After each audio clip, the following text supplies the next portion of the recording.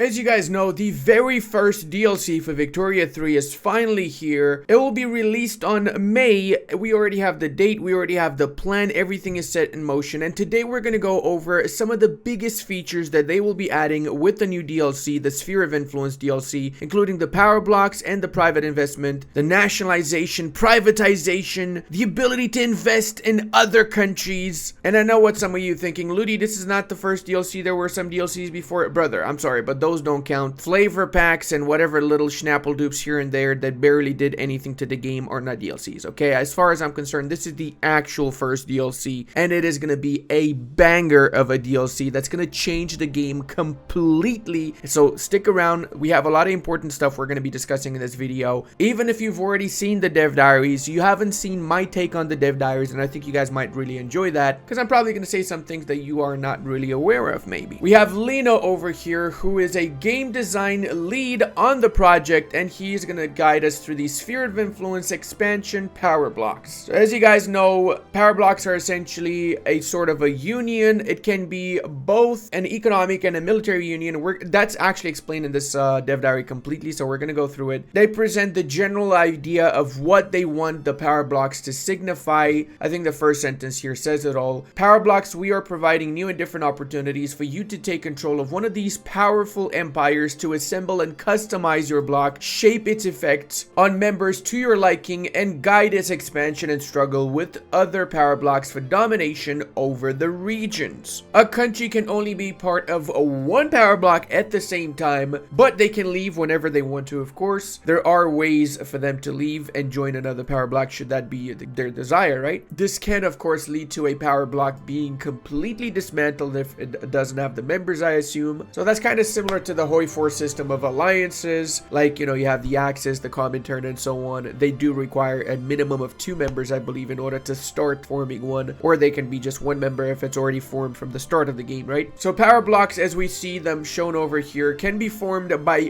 great powers as well as major powers, not just great powers. However, it does say that great powers will have an easier time leading a power block than major powers due to the high budget of influence, which is part of the upkeep cost for power blocks. So influence is going to be required to upkeep power blocks, which is great because right now influence doesn't have that much of a purpose. Obviously it is used for pretty much any diplomatic interaction, right? But after you've consolidated your nation and you've gotten to be pretty sizable, it doesn't make much of a difference. Plus you can cheese influence by rivaling everybody that you can rival, right? Additionally, there is a cohesion penalty being applied to major powers leading a power block to reflect that they don't quite have the authority of or respect of the others. This fact and some other things we'll get into later should make the fight for the top of the prestige leaderboard more rewarding and fun. So there might be some changes to the prestige and how it works as well because of all these changes with the power blocks. I'm not sure, but let's see. There will be some power blocks established at the start of the game, such as the Zollverein and the British Empire. I have no idea what the Zollverein means. Obviously it's the one where the Prussians are in charge. I'm just curious if you guys know what it means in German and like what's the history behind it. I'm really curious. I'd like to know. You can start playing as Great Britain and you already have a great power block ready if you desire to do so. You can also start playing as regular member of a power block and you will feel different than being outside of them. While there are good reasons you may or may not want to join a power block, there's also potential for powerful effects and cooperation with other members of the same block. As we'll find out as we go along in this dev diary, we realize that the power blocks, eventually, depending on the path you take with them, you'll be able to form sort of like a political economic union or even a military union. So potentially you could say form the European Union as a power block in Victoria 3 after this DLC. And speaking of, that's probably going to be the first thing I'm going to do as the Prussians, you know? Clearly the Prussians are the ones that should actually be forming the European Union in my opinion. We have the customization for the power block. So we can see right, we have 3 colors that we can select for the power block. We have a lot of shield icons, patterns, frames, top, left, right, map pattern, and there's also a statue that goes alongside it. Now the statue is this right here. Now you have to be a country within a power block to build the statue, and that's gonna give profit. I don't know what exactly they're gonna give, but there's gonna give building the statue. If you're a part of a power block, it's gonna give you some type of reward. And we have an example here of what I believe to be a standard EU4 player on display in a corner of the world where EU4 players don't normally grow, and that is of course grass. They don't normally go on grass. fast. Another cool part about the power blocks is that you now have a fancy cape that will be worn by the country leaders of power blocks. So that's pretty cool. Essentially, you have like different alliances and you can tell if somebody's a part of a specific alliance because you can tell from the clothes, which is amazing. I like this. Whoever thought of this is a genius. I feel like this adds so much flavor and just makes the game a lot more fun, honestly. Also, the vehicles will change based on the identity pillars. And speaking of, there are now identity pillars. What are these? Well, they are basically how you customize your nation's power blocks. They provide special abilities to the power block leader. Example, the trade league identity makes everybody part of the customs union under the leader or the sovereign empire, letting the leader turn a member into a subject of theirs under certain conditions. The pillars also identify certain rules for you block, how cohesion is gained. You can unlock groups of principles, which is what we're going to be talking about next. So you can see here, these are the 4 types of power blocks that we have right now: sovereign empire, political union, cooperative military organization, and trade league. I'm assuming the cooperative military organization is the one for the Prussians, right? Just like the European Union is going to be in my game, of course. Now we also have principles. You can have up to 4 principles, and we can see right here, you will be able to unlock more principles as you progress, but I'm assuming you start with 1 or maybe 2 principles. I'm not sure. And right now we have 5 of the principles you can pick from, shown here: the construction, market unification, advanced research, cooperative, defensive cooperation, and trade principles. It also says potential principles and then none. So it could be that there's more than 5 principles. I'm not sure, but it's likely. Now we can see for the defensive one illustrated, you cannot declare wars on fellow power block members with the level 1 defensive cooperation. With the level 2, sway maneuvers cost 25% less for diplomatic play targets. Level 3, you are obliged to join a power block member's side. So that means if you have this as one of your principles for the power block and you declare a war, everybody in the power block has to join on your side automatically if you have it up to level 3 defensive cooperation. So that's pretty cool. All right, so it says that identities have 1 or more primary principle groups, which indicate a deeper connection to the identity than most of the other principle groups. You will be required to choose 1 of the primary ones to form the Venetian League. Every additional principle you pick at a later stage will grant a bonus to your power block's cohesion, which can be impactful. You can exchange it later if you like, so that's good to know. So let's say we trick everybody into joining for research bonuses, and then we make them all become our little schnappledoops and eventual subjects, eh? That's just big brain, right? And also highly exploitable, which is, again, something that I'm probably going to do in my Prussia video. By having countries remain in your block, you will unlock the potential to upgrade existing principles or pick new ones with entirely different effect. Each member of your power block contributes a number of points towards a principal mandate. The higher their rank, the higher the contribution. So we have here, for example, the Sovereign Empire, which the British Empire has as a central identity. It gives resolution progress per great, major, and minor power, and it allows you to subjugate power block members. Now, the mandates allow you to pick a new tier 1 principle, upgrade one of your established principles, or switch a principle of any tier to a different tier 1 principle. So for example, if you have advanced research and you want to switch it to another principle, you can do it, but it's not going to be the tier 3. It's going to be level 1 of that new principle that you switched it to. So that means you're going to be having to make sure you don't change your principles too often. We also have a new mechanic, leverage. This is how you get other nations to join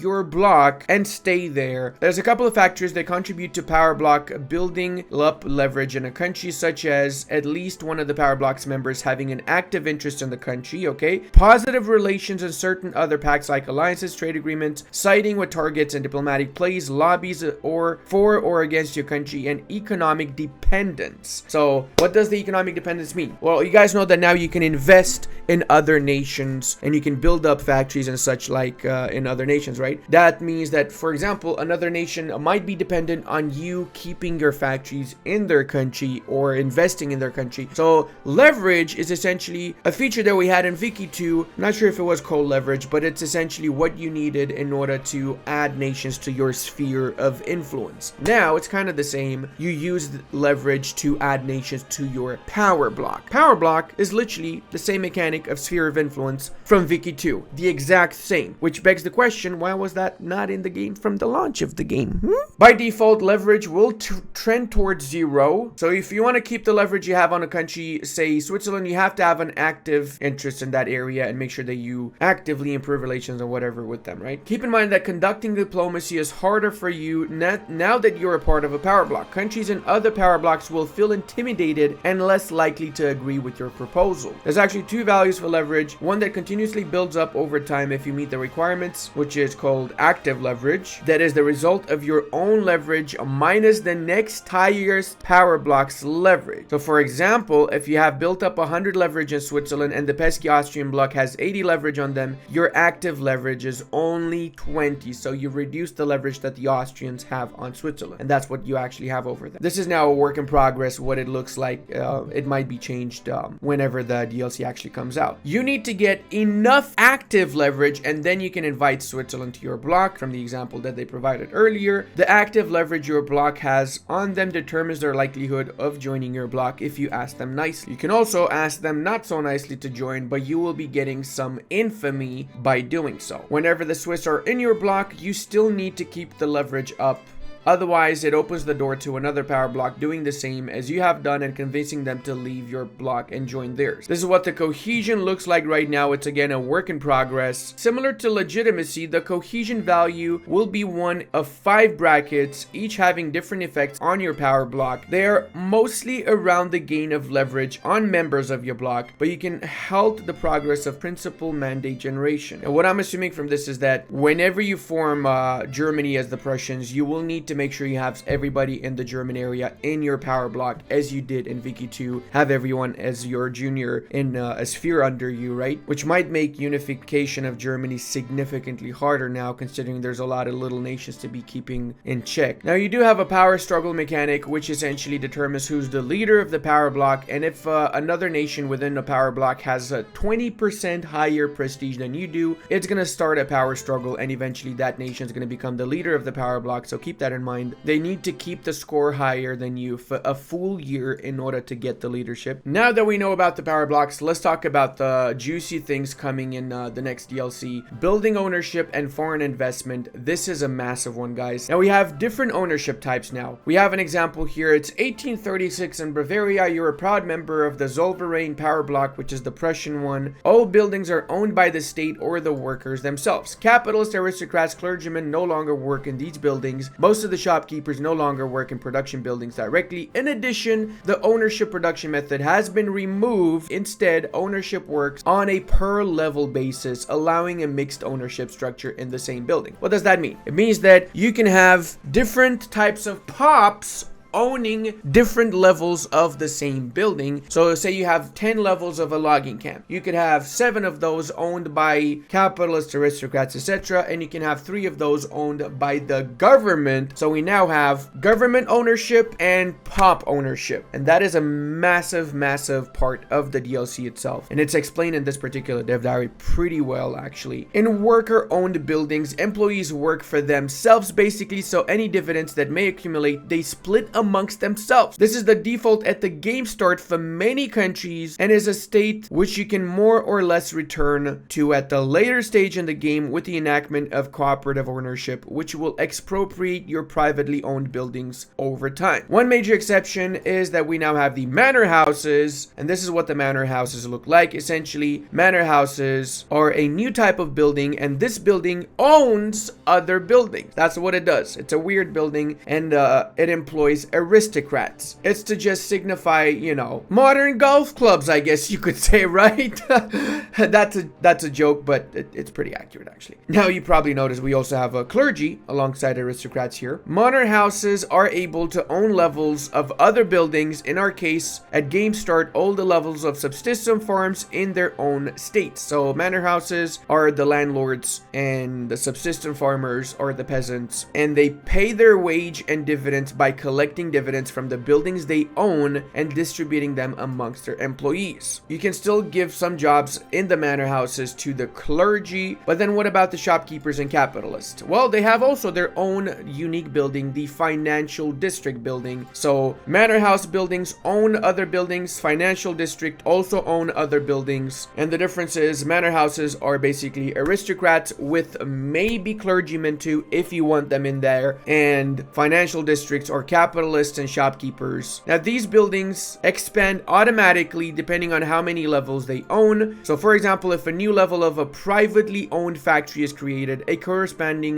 new level of a financial district is also created. Kind of like you have those big skyscrapers in the middle of cities. The more you have based on the more factories you have at the fringes of the cities, right? In modern times, or in China, really, in modern times. All building levels that you construct are country owned under certain laws. This status can change soon after they are finished constructing. Country owned buildings come with a reduced economy of scale bonus and a bureaucracy cost for each level you own. So every country owned level of a factory or building in general will cost you bureaucracy. Holy shit, that's a game changer. It basically means that it's going to be less feasible to own all the buildings by itself as the government. It will incentivize you to make it a privately owned building, and you can sell these buildings. We'll see in a few moments how you can sell them to the population itself. There are some exceptions though.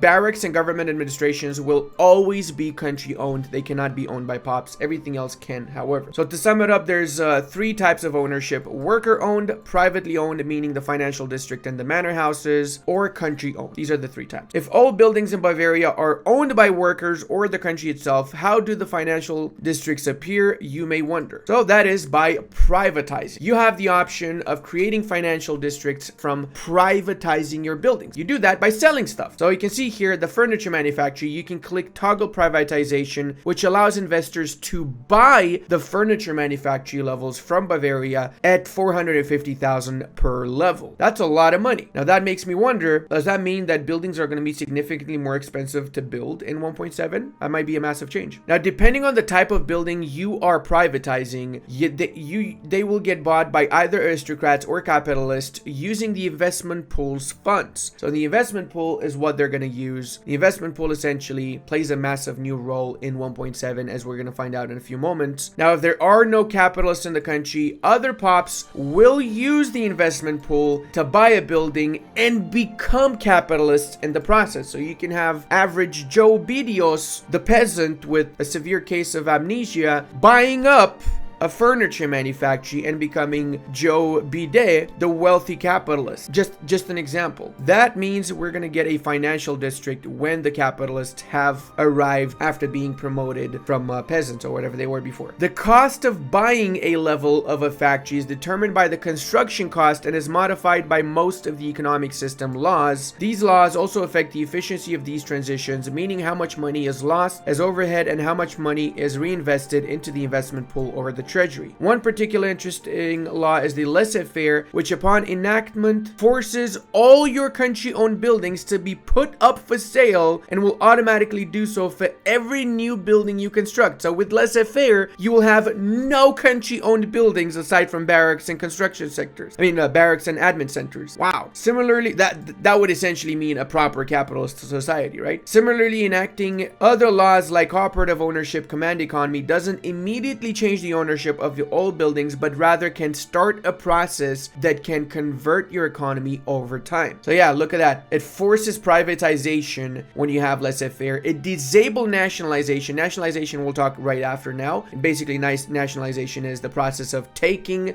buildings from the pops and making it owned by the government again. You also cannot downsize buildings. So laissez-faire is going to be actual capitalism in essence. Investment. Lots of changes to investment, clearly. The existing logic of how the private investment pool works remains similar to before, so different pop types will still have different priorities and they will look at factors like estimated productivity, available workforce, etc. When a building is about to be constructed by private investment, we randomly determine who is building it, favoring already existing financial districts and manor houses over creating new ones. In a worker-owned economy, the private investment pool will continue to function, but they will only expand their own buildings, not create new ones. That right there is a very interesting sentence. because depending on how they actually implement this, worker-owned economy might kind of be a little bit OP, which might mean that going full-on commie might be the meta in 1.7. But I might be wrong. I don't know everything yet, so let's see how it goes, right? An important fact with this system is that investments do not need to be local. A financial district or manor house can invest in any of your country's states, including your colonies overseas. This system will create a flow of money from the colonies to your homelands, a stronger centralization of wealth and power, and it will end the status of colonies pops making more money than pops at home. That's actually really good to know, because otherwise colonial population building owners would have been ridiculously powerful, right? Of course, the non-local investment also comes with some challenges with regards to other countries. For example, with Prussia here, we see that Bavaria has 26% of its furniture manufacturing levels owned by Prussia. That means Prussia built 4 of the manufacturing of furniture manufacturings in Franconia, and even though this is in Bavaria, it is still owned by Prussia. That is what we call foreign investment. There's a few ways to acquire foreign investment rights. First of all, overlords can always invest in their subjects. Oh my god, finally, dude. Oh my god, dude. Actually, oh my god. How was this not apart from the start of the freaking game? Actually, dude. We went up to patch 1.7 to have this an actual feature. One of the best parts about Wiki 2 in general that people loved about it, right, was the fact that you can build buildings in your subjects, and those buildings would lead your subjects down an economic path that you'd like them to be a part of. Now, I do have to say, compared to Wiki 2, I think that in Victoria 3, building stuff in other countries is a lot more important and a lot more influential, and it has a lot more rewards. So despite this not being in from the start of the game, from the launch version, it's good that they took their time to make it an actual viable system. If everything that they say here is going to be working smoothly, then I feel like Victoria 3 is about to be the phoenix. It's going to be reborn from its ashes right here. There's 3 diplomatic pacts which you can use if you have bought the expansion: mutual investment rights or one directional investment rights. So mutual investment allows both countries to invest in each other if you have the treaty. If one directional investment rights is either direction, so you can either demand to allow yourself to invest in their country or offer another country to invest in yours. I also imagine that you will be able to declare wars in order to allow yourself to invest in that country if they don't want it, right? There is also a power block principle that allows foreign investment, which on tier 3 has the consequence of being able to invest in any member country. Whenever you get the investment rights, you and your pops will be able to invest in the targeted country. Private investment does consider foreign states as potential targets for their expansion, allowing them to build profitable buildings more easily. So you got to be careful with this also, because imagine you get the ability to invest in another country, and then it's more viable for your private sector to invest in that country, and then all the industries go into that country, and you're only getting a percentage of that, by the way. You're not getting 100% of whatever's invested in another country, right? And as a consequence, your private sector is not growing in your country as much as it should be. So you got to be really careful, make sure that you give the right opportunities for your private investment pool to invest in your country first. As nice as it is that Prussia has invested new buildings in Bavaria, I don't think we can let them get away with diverting the profits to Berlin instead of our own population. So that's where nationalization comes into play. Nationalization allows you to take control of foreign assets in your country. You cannot nationalize other countries' assets as long as they possess foreign investment rights in your country. So before you start nationalizing other countries' buildings, you have to make sure you cancel the treaty you have with them. So for example, if you leave the power block, you can peacefully nationalize their buildings in your country. For that, you need to pay a sum of money from your treasury. So similar to privatization, the sum is determined by the construction costs plus modifiers from legislation. You will be able to nationalize your own POPs building levels, both worker owned and privately owned as well, if you like to take ownership. Nationalization is not seen positive by the affected population, of course, and will radicalize them. So we have an example here. If you nationalize furniture manufacturers, it's going to cost you a little bit, and it will make radicals out of the population affected, even if you give monetary compensation. However, if you don't give monetary compensation, which is an option, right, then you get 3 times more radical, quite literally 3 times more radicals. So it's up to you if if you feel like that's what you want to do and you feel like it's worth it, go for it, you know. Now you can also demand nationalization of a country's assets in your country, and when that happens, they can accept or not accept. If they don't accept it, then you get a war goal to enforce it. So you can attack that nation to make them give you your buildings, right? Well, give you their buildings, really. If you are successful, you also remove the foreign investment rights for your country in addition to taking control of their buildings in your country. Now we also have the building registry, which is a new way of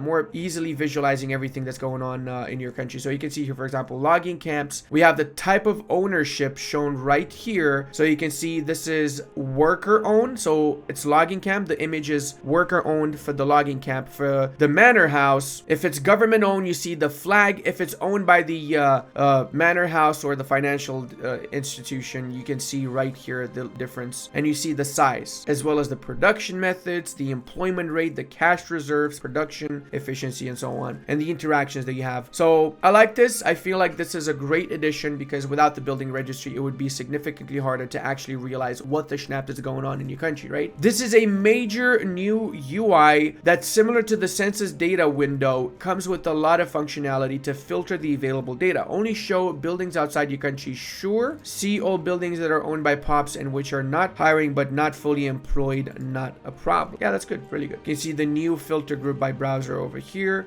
and the building tab itself. At the end of the building tab, you have the building registry, which you should definitely be clicking. Now, we also have a little bit of an addression. That's definitely a new word. What I'm trying to say is that they also address the fact that the direct control investment pool game rule is no longer there. Why is that? Obviously because you cannot have the ability to directly control the investment pool and have the new systems added in 1.7. As such, that's not going to be an option anymore. It's only going to be autonomous investment pool, obviously, in 1.7 and beyond. They say themselves, it makes no longer sense for players to be in charge of both public and private investments simultaneously. As such, the direct control investment pool rule has been removed for 1.7 and beyond. Next week, Michael's going to walk us through a lot of the changes in 1.7. So we still have to talk about the subject interactions on the 4th of April, lobbies, and more on the power blocks. The Great Game, which is a new, I'm assuming, mechanic between the Russian Empire and the British Empire that happened in the Stan area over who controls that. Obviously, this is a historical thing that happened, which is essentially the British not wanting the Russian influence to spread over to India, which was the reason why the British Empire was as successful as it was, and they didn't want to lose the heart of their empire, right? Then we have the art sphere influence, semi to last dev diary, and the changelog for 1.7 itself. 7th of May is when the DLC is coming out, and I'm mega hyped for it right now. Now, before we finish this off, I want to say that I feel like this DLC has the ability to completely revitalize Victoria 3. It's a game I really enjoy playing. I even play Victoria 3 on my own time when I'm not recording, honestly, so that's something that speaks a lot, I think. It's not a super hard game. It's an easy to understand game. It's a fun game, great graphics. The main gripes, I believe, is the lack of flavor, which will be fixed with 1.7 for sure and with future patches, and the absolutely atrocious combat system, which hopefully will be fixed in 1.8 maybe, or in the future. Let's see. We don't know about that right now, what's going on. But the truth is, guys, that I'm a little bit worried about Victoria 3 too. I love the game, but I do know that it's got a very small player base, and it's slowly declining because people just quite literally hate the combat system. It is what it is, and the lack of flavor. I kind of feel like this is a last attempt from Paradox to revive Victoria 3, and if 1.7 has bad feedback and it's not going to get as many players back into the game as they hope for, I'm kind of worried that they might stop development on it. Probably not stop development with 1.7, but I don't know. I'm just worried about it. So I want to do something that I think some of you might be on board with. I want to make a special Victoria Day. I want to set the 20th of April as the Victorian Day. And what's going to happen on the 20th of April? Well, I'm going to have a very special video out, and at the same time, I want to have a massive Victoria 3 multiplayer game. I'm not going to say too much about it just yet, but I will keep you guys posted, and I'll make a more official announcement about that in the nearby future, because I really want to boost up the numbers for Victoria 3 a little bit if possible. I hope you guys enjoyed this video, and hey, until the next time, check out this awesome Prussia into Super Germany. And I want to give a massive thank you to all of my patrons, channel members, and Twitch subscribers. I would not be able to do this without all your support.